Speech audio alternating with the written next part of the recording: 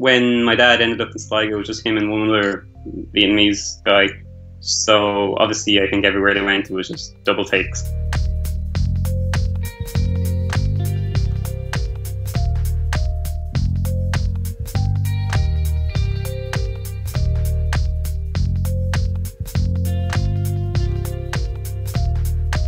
My dad is from Vietnam and my mother was from Sligo.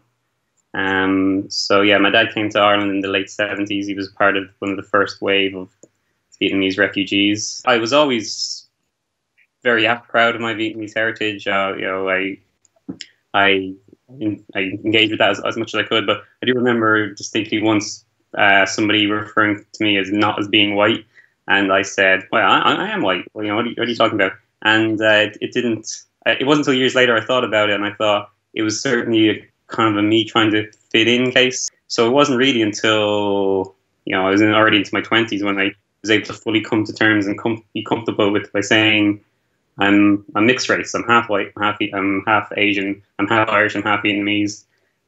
So yeah, it can be a lengthy process, which is something for other people, which is obviously just instantaneous. It's something they're just grown to be aware of and to know. I generally pass for white on the street, so I don't get any hassle or anything like that, or any just people shouting out racial abuse.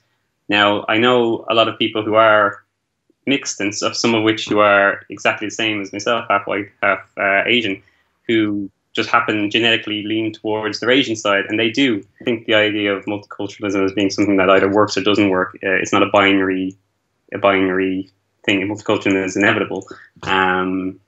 It's about us making sure that it works by keeping people like that opinions hopefully on the margins of society and making sure that we call it out. So I think I think the overwhelming majority of Irish people have absolutely no racism in their hearts, and they see everybody and they're willing to give everyone an equal chance.